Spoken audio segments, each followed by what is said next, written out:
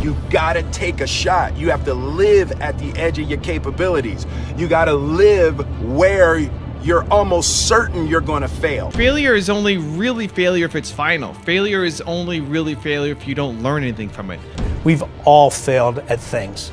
I'm gonna continue to fail at stuff, right? It's the most powerful tool you can use.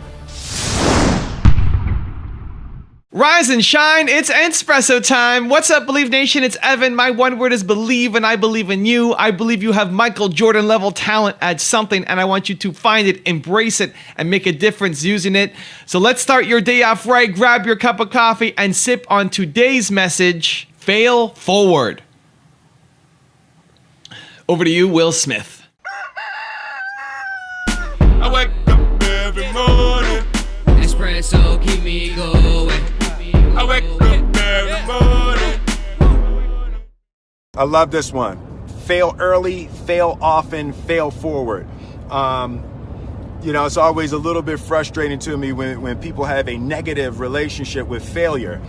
Failure is a massive part of being able to be successful. You have to get comfortable with failure. You have to actually seek failure. Failure is where all of the lessons are. When you go to the gym and you work out, you're actually seeking failure. You want to take your muscles to the point where you get to failure, because that's where the adaptation is. That's where growth is. Successful people fail a lot. They fail a whole lot more than they succeed, but they extract the lessons from the failure, and they use that the energy, and they use the wisdom to come around to the next phase of success. You gotta take a shot. You have to live at the edge of your capabilities.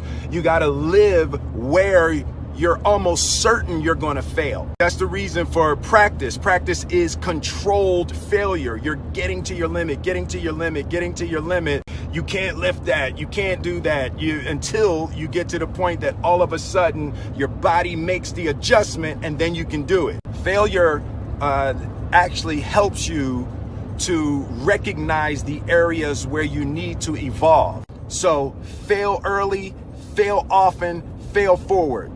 I think most people have an unhealthy relationship with failure. I think people see failure as this really bad thing, and I think most people are afraid of failing in front of other people. That's the ultimate judgment. They don't want to be seen as somebody who is a failure. Where failure is only really failure if it's final. Failure is only really failure if you don't learn anything from it.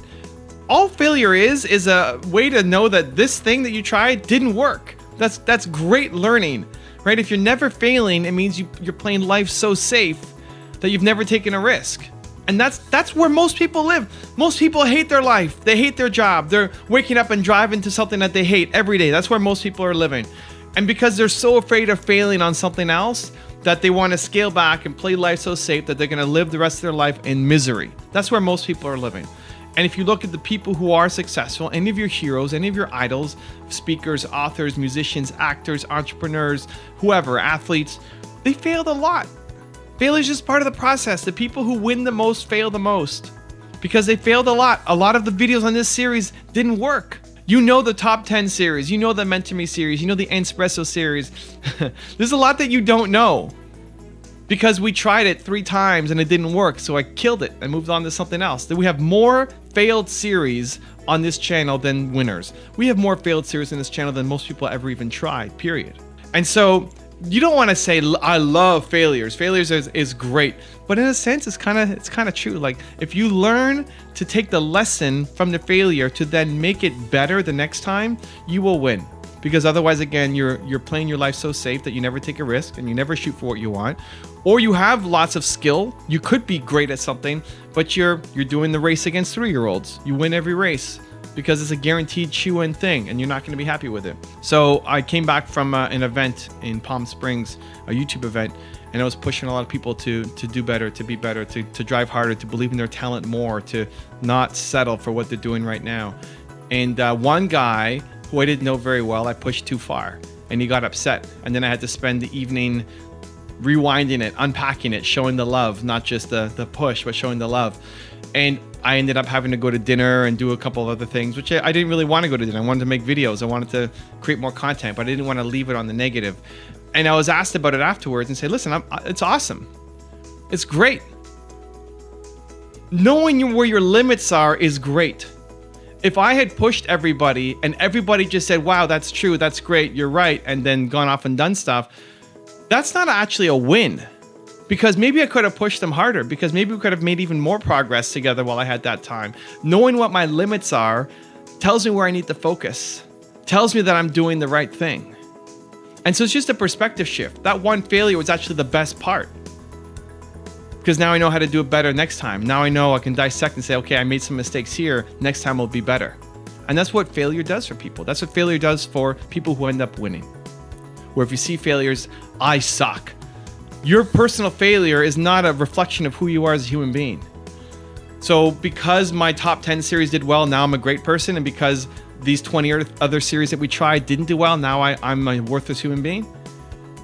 That's how people interpret it. Just because a project or an idea of yours didn't work out, it's not a personal reflection of you, of how good or bad you are as a human being. And so just learning to embrace failure, know that it's part of the process, expect it, massive, ongoing, forever. As long as you continue to push the envelope and grow, you will fail forever and ever and ever. And it's amazing. And it's part of the process. Great. That's the mindset of the people who win. And I hope you guys can adjust it today too, because I want you to win badly. Now I've got a special bonus clip I think you're going to enjoy around failure. But first, question of the day, I want to know, what is the biggest failure that you've ever made? What is the biggest failure that you've ever made? Let's release it here, share it together, put in the comments below. Thank you guys so much for watching. I believe in you. I hope you continue to believe in yourself and whatever your one word is. Much love. I'll see you again tomorrow morning for another shot of Entspresso, and enjoy the bonus clip. I wake up every morning. Espresso keep me going. We try so hard in our lives to fit in. We try to fit into certain groups, certain frats, certain sororities, among certain friends. Yet the people we idolize are the ones that stand out. But when you're prepared, there is no fear. There is no fear of failure, okay? Because even if you've walked out of something and you feel like you failed at it, your preparation is so strong that you're gonna take that failure and turn it into the outcome you desire. And most people stop at failure, okay? We've all failed at things. I'm gonna continue to fail at stuff, right? It's the most powerful tool you can use, but it all depends on how you use it. We talk about it in Relentless, okay?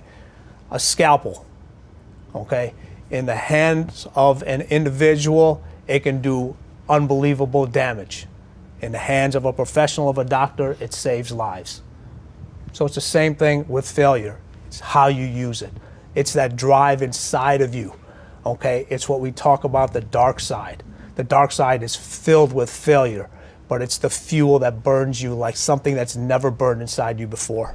I think if you don't fail, you're not doing it right, to be honest. I think you should be failing often. But it's important. It teaches you limits and shows you like the limits you need to pass. If nobody ever made mistakes, life would be really boring. That's true. Yeah.